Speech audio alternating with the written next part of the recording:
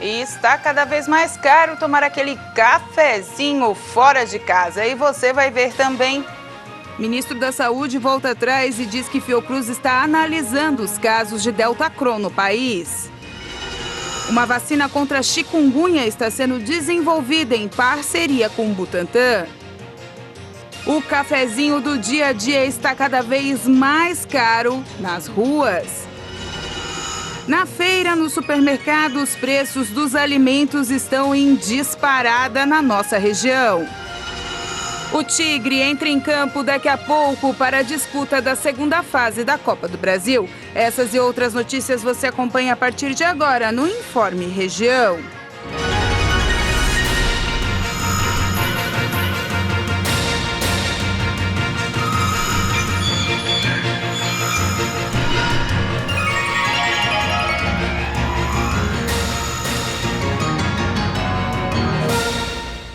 Olá, hoje quinta-feira, 17 de março de 2022, tempo firme em todo o sul catarinense.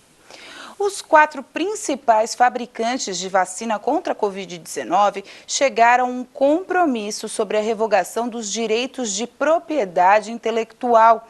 E isso foi o que comemorou a Organização Mundial do Comércio, que pediu um consenso de todos os países membros sobre essa questão.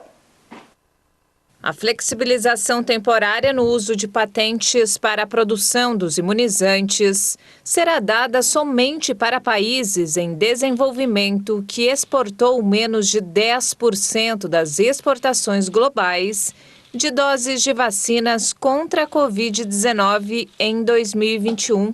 No comunicado, a diretora-geral da Organização Mundial do Comércio destaca os avanços decisivos sobre a revogação de acordo sobre os aspectos dos direitos de propriedade intelectual que dizem respeito ao comércio para a produção de vacinas contra a Covid. Os debates na OMC sobre esse tema e sobre o acesso dos países pobres às vacinas foram lançados pela Índia e pela África do Sul em 2020, primeiro ano da pandemia. A diretora da OMC pede que as negociações sobre o texto sejam ampliadas a partir de agora a todos os países membros da OMC. Vários países em desenvolvimento consideram que o levantamento dos direitos de propriedade intelectual é essencial para propiciar um maior compartilhamento de conhecimento e a rápida multiplicação de locais de produção das vacinas. O ministro da Saúde, Marcelo Queiroga, voltou atrás e disse que os casos de Deltacron notificados no Brasil ainda estão em investigação. A Fiocruz informou que monitora um possível caso suspeito e não há prazo para concluir essa análise. A Fiocruz informou nesta quarta-feira que está atuando para esclarecer um caso suspeito da variante Deltacron no Brasil. Os testes de análise estão em andamento e não têm prazo para serem concluídos. Na terça, o ministro da Saúde, Marcelo Queiroga, havia confirmado que 2 casos da nova variante foram notificados no Brasil, mas os estados onde as ocorrências teriam sido registradas informaram que as notificações são de co-infecções e não confirmam o surgimento da nova variante. O governo do Pará explicou em nota que foi notificado que uma paciente de 26 anos apresentou infecção por Covid com identificação para as variantes Ômicron e Delta simultaneamente e que a amostra foi enviada para o LACEN para o sequenciamento genético. A paciente já está recuperada. Já o Amapá informou que a Fiocruz identificou um caso de co-infecção e não recombinação de nova variante. Se trata de um homem de 36 anos que teve a amostra coletada em janeiro e está sendo acompanhado pela Vigilância em Saúde. Nesta terça-feira, o ministro da Saúde, Marcelo Queiroga, disse a jornalistas que 2 casos da Deltacron foram confirmados no Brasil e que essa seria uma variante de importância. Logo em seguida, pelas redes sociais, o ministro afirmou que os 2 casos citados ainda estão em investigação. O ministro disse ainda que o sequenciamento está sendo feito pela Fiocruz e que, de qualquer forma, não há motivos para preocupação, pois a Organização Mundial da Saúde classificou a Deltacron como variante para monitoramento e não considerou como variante de interesse ou preocupação. O médico da Sociedade Brasileira de Infectologia, Dr. Julival Ribeiro, explica que é necessário acompanhar como a Deltacron se comporta para avaliar se ela é ou não de maior risco. Além disso, reforça a necessidade de manter a vigilância e a vacinação. O que está acontecendo agora com a chamada variante Deltacron, o que ocorreu? Uma pessoa pode ser infectada pela variante Delta e pela variante Ômicron. E lá dentro do organismo da pessoa, esses dois vírus ou essas duas variantes se recombinam e gera uma nova variante, como agora é o caso da Deltacron. A Deltacron foi primeiro descoberta na França, hoje já se encontra em alguns países europeus e foi descoberta aqui no Brasil também. Entretanto, até o presente momento, não se sabe qual vai ser a biologia da Deltacron. Ou seja, será que ele vai ser mais transmissível do que as variantes anteriores? Será que vai causar doença mais grave? Até o momento não há essa resposta.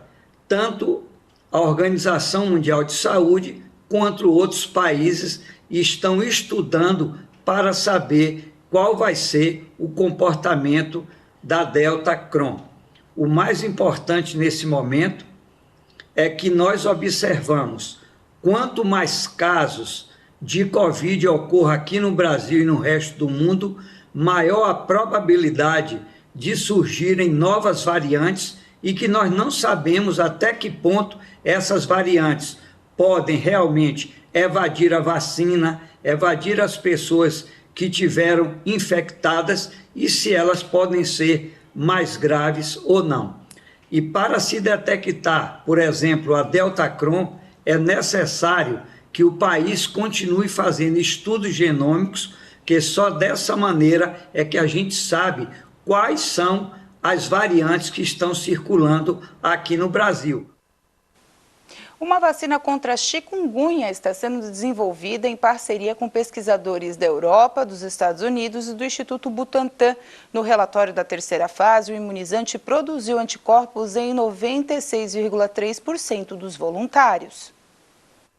A produção de uma vacina de dose única contra a chikungunya é feita pela farmacêutica franco-austríaca Valneva em parceria com o Butantan. O Instituto divulgou resultados do ensaio clínico de fase 3 do imunizante, com a participação de 4.115 voluntários com mais de 18 anos, e mostrou que a capacidade de gerar resposta imunológica foi de 96,3% e permaneceu por ao menos 6 meses. Segundo o Butantan, a duração da imunidade continuará sendo monitorada com testes sorológicos durante pelo menos 5 anos.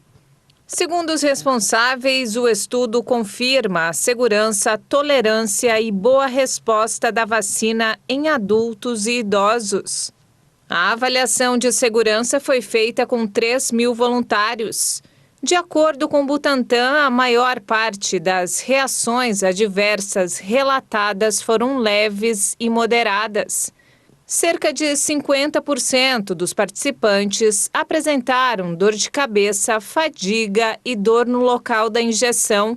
Apenas 2% dos participantes reportaram outros efeitos como febre.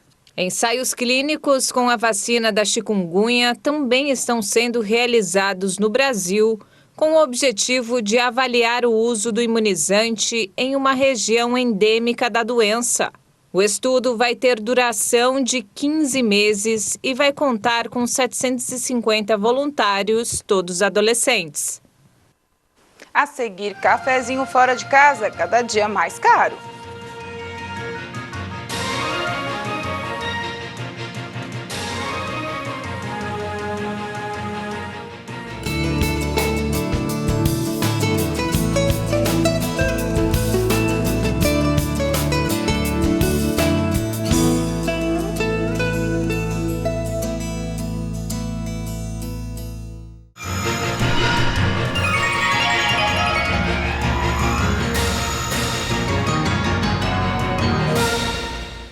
Depois de se recuperar das perdas do primeiro ano da pandemia do coronavírus, o setor de serviços perdeu o ritmo. O segmento teve um leve recuo no mês de janeiro. Após finalizar o ano de 2021 em alta, o setor de serviços recuou 0,1% no primeiro mês do ano, interrompendo uma sequência de 2 meses seguidos de crescimento. Mas, segundo o IBGE, mesmo com o resultado negativo, o setor, que é responsável por mais de 70% do PIB, ainda segue 7% acima do nível pré-pandemia. Os serviços cresceram 10,9% em 2021 e se recuperaram das perdas do primeiro ano da pandemia do novo coronavírus. O volume de serviços prestados aparece 7% acima do patamar pré-pandemia, registrado em fevereiro de 2020. No ano passado, o avanço do volume de serviços prestados no Brasil contribuiu, ao lado do segmento industrial, para o crescimento da economia brasileira. Em janeiro, 3 das 5 atividades investigadas tiveram retração, com destaque para os serviços de informação e comunicação, com menos 4,7%, que recuaram pelo segundo mês seguido. O impacto negativo do setor no mês também partiu dos serviços prestados às famílias, com menos 1,4%. E outros serviços, com menos 1,1%. Já o destaque para as altas em janeiro ficou por conta dos transportes, com alta de 1,4%. Está ainda mais difícil para o brasileiro manter aquela rotina, a tradição de tomar um cafezinho na rua.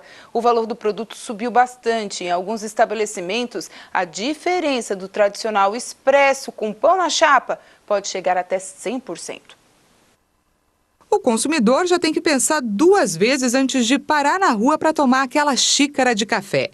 Isso porque o preço do cafezinho também ficou mais alto no país e pode pesar muito mais no bolso.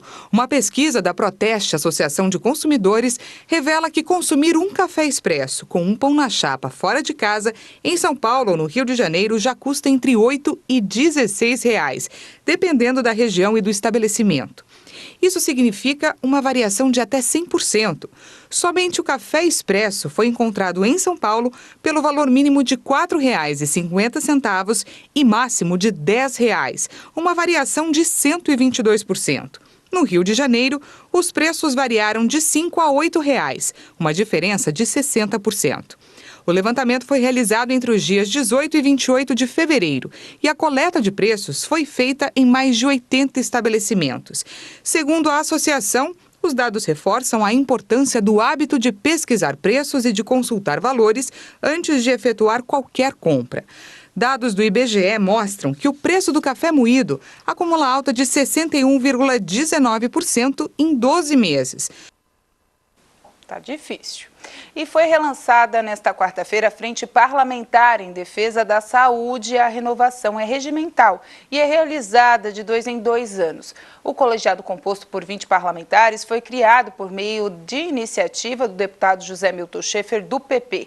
A reunião contou com a participação de gestores e diretores hospitalares, entidades do setor e representantes da Secretaria de Estado da Saúde. Foi relançada nesta quarta-feira a Frente Parlamentar em Defesa da Saúde. A renovação é regimental e realizada de 2 em 2 anos. O colegiado, composto por 20 parlamentares, foi criado por meio de iniciativa do deputado José Milton Schaefer. A reunião contou com a participação dos gestores e diretores hospitalares, entidades do setor e representantes da Secretaria de Estado da Saúde. A superintendente de Planejamento e Saúde, Carmen Deusiovo, apresentou o relatório de revisão da política hospitalar catarinense. Os recursos previstos para este ano são de mais de 650 milhões de reais. Carmen destacou os avanços para 2022 na política hospitalar catarinense. Nós tivemos inclusão de alguns procedimentos e algumas ações que não tinham na versão passada, entre elas o foco na realização de cirurgias eletivas, colocando o número de procedimentos de cirurgias eletivas por porte hospitalar como cirurgias a serem realizadas mensalmente. Incluímos também o atendimento das pessoas portadoras de necessidades especiais na saúde bucal, recurso ampliado para os hospitais que atendem saúde mental, alocação também de recurso para os hospitais que realizam parto de baixo e alto risco, são ações novas do Estado. Irmã Neuza, presidente da Federação das Santas Casas, hospitais e entidades filantrópicas do Estado, ressaltou a importância dessa interação entre governo, assembleia, hospitais e entidades buscando o melhor para a saúde do catarinense. A gente acredita que nessa parceria, nesse estreito diálogo, a gente pode estar sim avançando. O nosso grande objetivo é poder dar um atendimento humano, qualificado, digno a todo cidadão catarinense. E é só possível isso, né, graças a essa parceria, né, esse diálogo, esse apoio de todos, né? O vice-presidente da Federação dos Hospitais de Santa Catarina, Tércio Casten, também destacou o trabalho realizado pela Frente Parlamentar para a Saúde em Santa Catarina. Sem dúvida alguma, vai, digamos assim, dar mais segurança, ainda uma segurança cada vez maior nos dias que vão se passando, para que o cidadão catarinense tenha cada vez mais segurança na sua atenção à saúde que ele tanto necessita. O coordenador da frente, deputado José Milton Schaefer, ressaltou a relevância de ouvir as instituições da área. Mostra a importância que tem, né, a saúde para o catarinense, a importância que tem a construção de uma política que entenda o trabalho do hospital filantrópico e o papel que ele tem no atendimento ao catarinense aqui em Santa Catarina, em cada município grande ou pequeno, tem um hospital filantrópico de porta aberta para acolher aquele catarinense que precisa. E precisa ter, por trás disso, políticas públicas que dê condições de funcionamento a esses hospitais. O presidente da Assembleia Legislativa, Moacir Sopelsa, participou da abertura da reunião. Para o deputado, a saúde dos catarinenses é prioridade e a Assembleia é parceira na busca de soluções para melhorar os serviços de saúde em Santa Catarina. O relançamento dessa frente parlamentar mostra que nós estamos no caminho certo. O governo do estado fazendo investimentos na saúde, né? A Secretaria da Saúde mudando o sistema de trabalho. Isso é importante porque fortalece o setor da saúde do estado de Santa Catarina. E atenção, você que estava esperando essa notícia durante o dia, o governo federal acaba de informar e confirmar, na verdade, que irá realmente liberar R$1.000 do Fundo de Garantia por Tempo de Serviço, o FGTS, de cada trabalhador, caso ele tenha, a partir do mês de abril. As regras para esse saque ainda não foram divulgadas. O presidente Jair Bolsonaro e o ministro Paulo Guedes, nesse momento, fazem uma explanação no Palácio do Planalto, falando sobre essas novas regras e também sobre essas novas injeções de dinheiro dentro da economia brasileira. Outra informação para você que é aposentado, o governo federal vai antecipar também o 13º salário dos aposentados, em 2 parcelas. Uma será agora em 25 de abril até 6 de maio e a outra entre 25 de maio e 7 de junho. As confirmações estão sendo feitas agora, nessa transmissão que está sendo feita no Palácio do Planalto, e amanhã, é claro, a gente traz todas as informações da retirada do FGTS, assim que o governo publicar as medidas de como serão as regras, e também vamos trazer as informações na questão dos aposentados. Mas vai ser liberado realmente R$1.000 de cada conta de quem tiver, claro. Se você tiver menos, aí a gente vai acompanhar as regras que vão ser estipuladas pelo governo federal. A seguir, Tigre entra em campo hoje pela Copa do Brasil.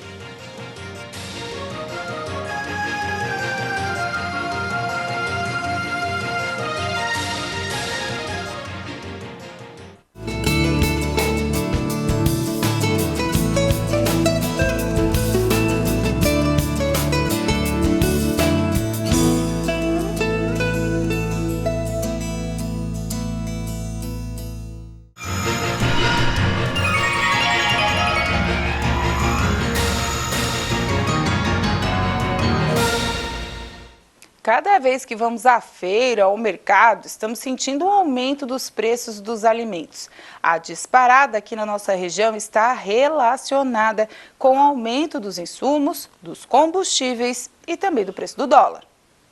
Que frutas e verduras andam pesando no bolso na hora das compras, está todo mundo percebendo.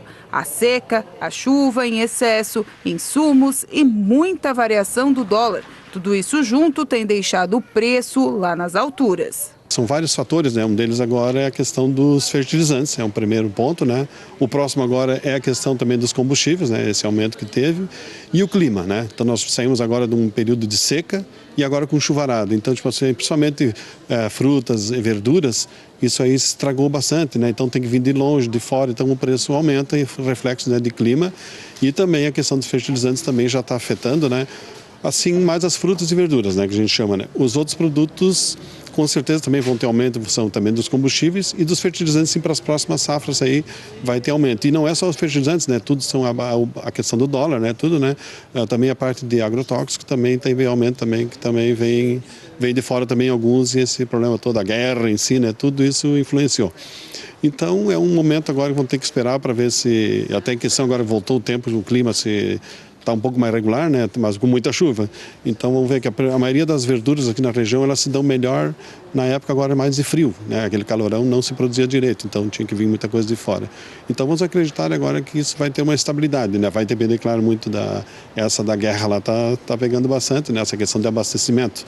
Então vai ter que ter, cada produto vai ter um tipo de fluxo, né? Mas vamos ver se damos conta aqui, porque está faltando bastante no Brasil, né? Então essa falta, né, não tem oferta, o preço sobe, né? Então esse é um fator também que preocupa mais hoje, né? Então, mas vai refletir no bolso, com certeza. O setor de verdura apresentou alta de 44,7%. Os principais aumentos ocorreram com a escarola, o repolho liso, o espinafre, a selga e a salsa, de acordo com os valores divulgados pelo CAGED. Frutas e verduras e também todos os componentes do trigo têm aumentado bastante, mas não é só isso. A área da piscicultura também tem sofrido bastante com o aumento do dólar. O custo sai 85% só da ração. Então 85% é muito caro. Então o pessoal quando diz assim, mas a tilápia está cara. Cara, não é fácil hoje tá criando tilápia. Quase um ano nos açudes tratando e o custo é muito alto, sem contar com a energia, né? A energia também é bastante gasto. E agora nesses últimos tempos aí, últimos meses, né, que deu uma seca muito grande, isso prejudicou bastante, tá? Agora no começo do ano a venda também está bem devagar, tá? Porque tudo encarece e lá na ponta, no final, o filé da tilápia ele sai muito caro e fica preso lá, não sai, o consumidor não compra. Aí quem paga o pato sempre é o que produz, né? Então, de R$ 8,00 o quilo da tilápia viva, hoje está R$ 7,00, R$ 6,50 e daí não paga nem o custo para tratar a tilápia. Então tá bem complicado a nossa situação também. Além da área da piscicultura, na região há muitos bananicultores e também produtores de hortaliças que vendem produtos para outras localidades. Mas mesmo com todos os últimos problemas, a região tem se mantido firme, mas há um sinal de alerta aceso para as próximas safras. Vai ser um momento que o produtor vai ter que pensar bem mais na questão de custo, então, né? Vai ser a questão de fertilizantes, vai ter que cuidar bastante, agrotóxicos, né? Vamos cuidar um pouco mais. O problema é não utilizar e não produzir direito. Aí é um caminho daí sem volta, né? Daí é o ciclo que a gente chama de ciclo da pobreza, né? Não usa insumo porque está caro, mas também não produz e não faz renda, né? Então vamos ter que esperar para ver o comportamento do mercado aí, né? Dessa parte dos custos. Mas o dólar é um também que comanda bastante, né? A desvalorização, o dólar, esses produtos todos são em dólar, né? Então eles estão caros em função principalmente do dólar. Tem que tomar cuidado e fazer bastante conta. O Tricolor entra em campo hoje, às 9h30 da noite, em busca da terceira fase da Copa do Brasil. Para isso, o técnico Cláudio Tencati está preocupado e vai fazer algumas mudanças na equipe. Preocupação, esse é o sentimento do técnico Cláudio Tencati do Criciúma com relação ao ritmo de jogo para enfrentar o Goiás, em Goiânia, hoje às 9h30 da noite no estádio Ailé Pinheiro. O apronto aconteceu no centro de treinamentos do Atlético Goianiense. E nesse treinamento, Tencati promoveu mudanças com relação à equipe que enfrentou o Nova Iguaçu. As variações serão pelo ajuste ao adversário, mas a falta de ritmo de jogo e o embalo do adversário nas competições que está disputando é um dos pontos que preocupa o técnico. Se você me perguntar das proporções e de preocupações que nós temos, nós continuamos com as mesmas preocupações, ritmo de jogo. O Goiás já está indo para a 20ª praticamente partida da temporada e nós estamos fazendo apenas a segunda da temporada. Então existe uma diferença assim grandiosa com relação ao ritmo de jogo, a time de jogar.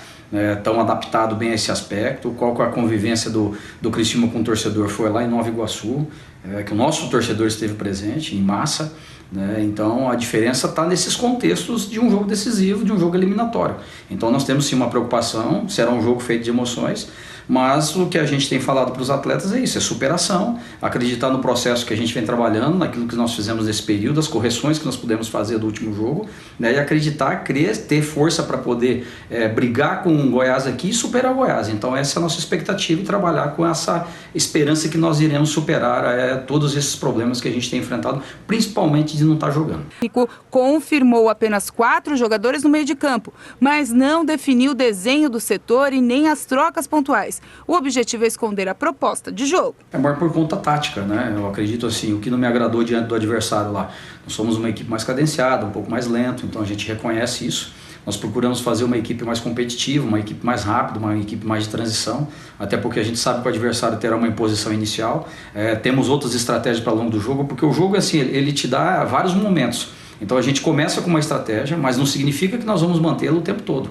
Então nós temos aí durante o transcorrer do jogo jogadores com capacidade para entrar, mudar o modelo de jogo, as variações, a forma que nós estamos jogando, o sistema. Então a gente fez um planejamento geral, né, para várias situações de resultado. Então isso nós estamos bem organizados. Então não significa que quando o treinador muda é porque não agradou só os jogadores que jogaram a última partida, não. Porque existe um contexto diferente de uma equipe diferente. E hoje a gente enfrenta uma equipe muito mais preparada que o Nova Iguaçu. Então, que é o Goiás, né, com um poder de fogo maior, com outras variações táticas, e que também o Criciúma, por não estar jogando frequentemente, não estar com o seu ritmo de jogo apurado, a sua ideia toda formatada, os jogadores com a segurança, então você tem que trabalhar com uma margem diferente, de segurança, para daí se soltar durante o transcorrer do jogo. Então a gente faz as variações. Se tem algumas mudanças que serão feitas é em função de parte tática, de realmente ajustar de acordo um pouco com o adversário, mas não perdendo aquilo e das ideias que a gente colocou até agora para a equipe do Criciúma, que a gente pode desenvolver no jogo e que elas vão ficar explícitas depois durante o transcorrer do jogo.